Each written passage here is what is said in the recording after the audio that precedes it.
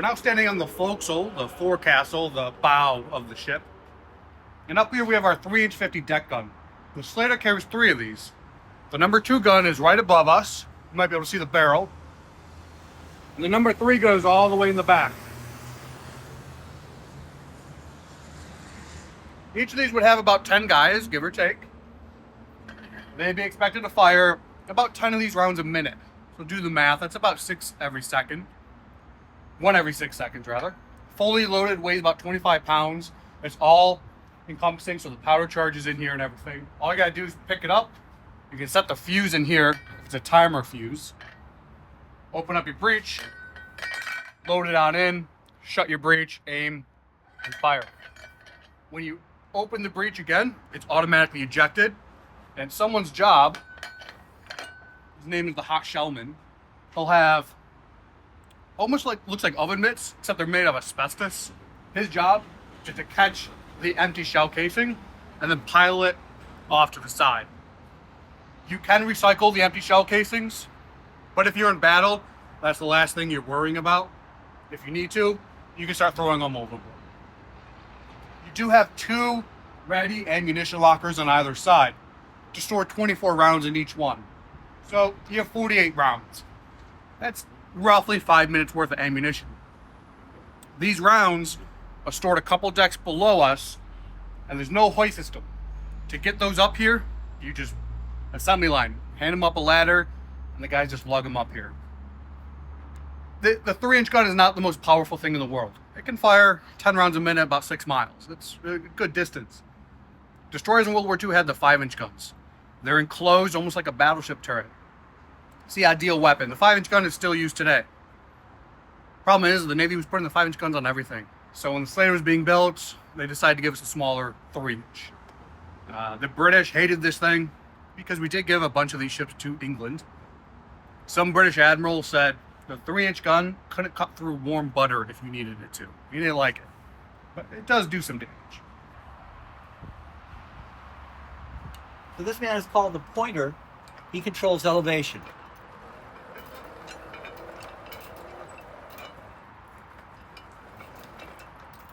And on the other side is the trainer. And this was a little stiff yesterday.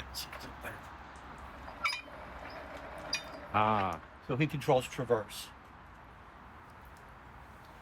And you said it's a 9-person team? Yes. We're not a big enough ship to have radar-directed gunnery the way a battleship or a cruiser would. We have radar, but it only gives you an idea of where to fire the weapon. It's not what we would consider modern fire control. So what about the rest of the team? Who are the other folks, and where would they Everybody's be? involved in passing ammunition. You have a man actually loading it. When the breech is open, there's a man called the hot case man. He has asbestos gloves. He's going to catch the empty cartridge and get it out of the way. Everybody else is involved in bringing ammunition from the ready lockers to the loaders. I see. And that's a very finely tuned ballet. They practice constantly to get up to that 10 rounds a minute. You've got 6 seconds to do your job, whatever your job on the crew is. Here we have our 3-inch 50 trainer. It's a loading gun. It doesn't actually fire anything, but you want to practice and teach your new guys how to properly set fuses and load and unload the 3-inch gun. But you don't want to do an actual gun. Use up your ammunition, plus wear and tear. So they would have this. So you have a line of guys in the back. They take the dummy rounds, pretend to set the fuses in the fuse setter, open up the breech, load it, pretend to fire it, and then eject the shell. Just so they get the basics. The Greeks had actually moved this to the other side of the smokestack. This is the original location. So we did have to get a crane here from the water department in the early 2000s and actually move it around and put it back in its original location. So we have our 20mm Oerlikon. This is it's a machine gun basically. It's designed by the Oerlikon company out of Switzerland. And it fires your 20mm round right here. So we wanted this gun for our ships. Problem is, it's built in Switzerland on the other side of the ocean. So we basically struck up a deal with the Oerlikon company. We bought the license to build these that had American companies, a lot of them car companies like Chrysler, build these guns, mounted them on ships. Slater had 10 of these. in single mounts. Single mount just means one barrel. After the war, they converted all of them to double barrels, so twin mounts. But the drums on the gun, 60 of these rounds. It's a machine gun, so it can fire a couple hundred rounds a minute, about a mile and a half. You're gonna go through 60 rounds very quickly. So one of these guys would just unlatch it, open up this scuttle here, hand it down to a couple guys directly below us in the 20 millimeter clipping room. They would then reload it by hand, pass it back on. We do have ready ammunition lockers here for each of these guns. So there's 4 right around us. So each of them have 4 drums, just for some ammunition to get going. And this is a good example. Well, keep doing what you're doing. You're going to be on TV or something. This is a good example of the level of maintenance it takes to keep everything going here. Even though we're not in salt water, the rust is constantly trying to break out. And he's having just the best time of his life, right? Yes, sir. It's a rhetorical question. So we have 9 20 millimeter anti-aircraft guns. These are Oerlikon guns, 400 rounds a minute, 2,000 yards range. And I tell people that 2,000 yards sounds like a long way because it's 20 football fields. World War II plane will cover that in about 13 seconds. So this is a guy I need to be good at what he does. I can teach young men to be loaders on this gun in a few days. But the gunner, I need him to be good. And there's that difference between experienced and inexperienced again. Mm-hmm. It's a Mark 14 gun sight that's run by air-powered compressors. It's not functioning at the moment. We've got a volunteer who's rebuilding the compressors for us. In service, it would impose a lighted aiming reticle on that screen for the gunner, and then he can dial in the bearing range and elevation to affect that. So it's not just an iron sight. He's actually using a quasi-electronic sight. This would be your trigger to fire the weapon. You're going to be strapped with this web belt in here. And you want to be pulled in tight because this thing has a recoil like a jackhammer. You do not want this bouncing off your shoulders. But once you're pulled in, almost welded to the weapon, to elevate it, I just drop my body weight. I don't use my muscles. And to traverse it, I just walk back and forth. You can take the gun to vertical, at which point you're almost on your back on the deck and you're bracing your feet on the ears on the pedestal. So it's actually a very well-designed weapon because you're moving a lot of weight with very little effort. And that's good because you don't want the gunner to get tired out. You want him to be sharp. Mm-hmm. So one other minor fact about the Oerlikon, this is an open bolt weapon, so you have to cock it when you load it. But the recoil springs are 400 pounds. So to cock it, you're actually going to bring the weapon up to vertical. You're going to put a cocking rope on it that connects the bolt to one of those ears. And when you bring the weapon back down, the weight of the weapon cocks the bolt. I see. Which is kind of a neat technical way to do that. Sure. I'm sure you could do it pretty quick too. You're going to drill on whatever your job is at battle stations hundreds, thousands of times until you get so good at it. You can do it in the dark. You can do it in chaos. You can do it with people trying to kill you. You're just going to get so you do it. And because you've done it thousands of times before, the time you're doing it in combat, it's going to work. You're going to be effective. And that's the whole point of that training. Mm.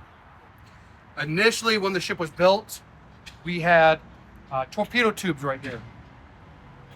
Torpedo tubes were used on surface ships to attack other surface ships. Very quickly on, though, they realized we don't need torpedo tubes.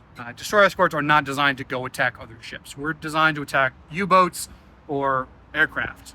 So they took them off, and they gave us 40 millimeters. The 40 millimeters currently are in twin mounts, so again, 2 barrels.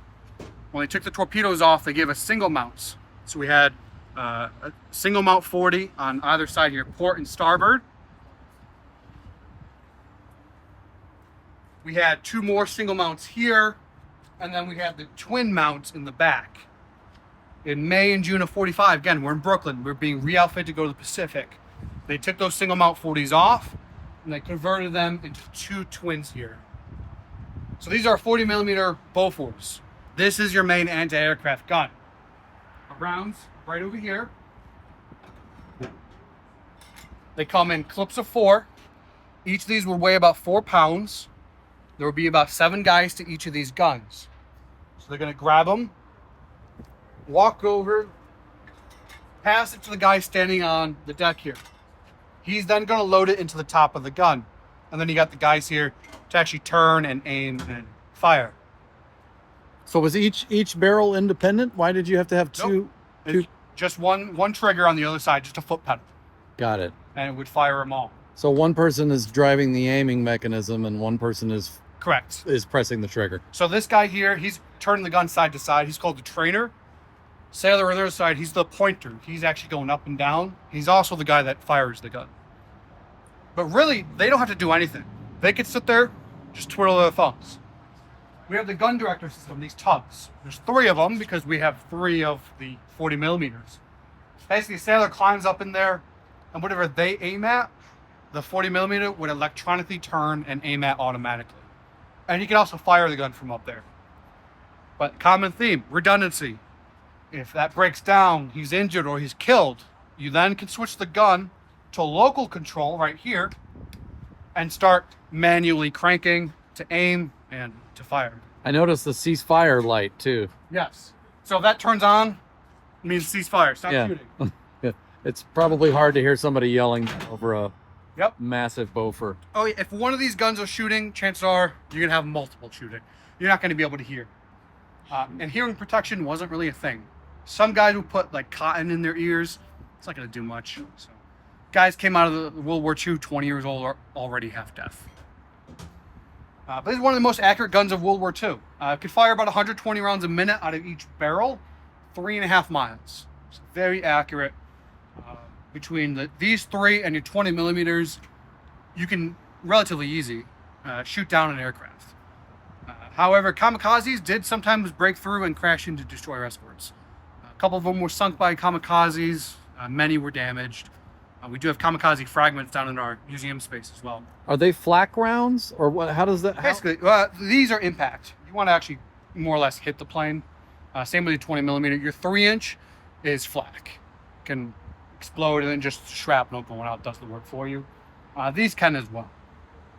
Problem with the 3-inch, 10 rounds a minute, kind of hard to shoot anything down. So, forward of us is an extension of our machine shop. Our ship is still alive, so we do work all the time. We have a machine shop inside, but we found we needed extra room. So we brought it out here on the deck. So you got our tools, clamps, things like that. In World War II, this was not here. This is strictly us. It's a great machine shop, though. Oh, yes. Work outside. Nice. So above us is one of our life rafts. We have a few of these on board.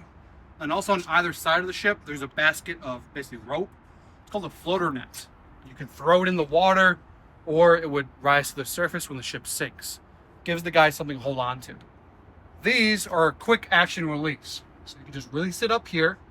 It slides down into the water. And then when you abandon ship, you go in the water, swim over, and you don't really want to climb inside.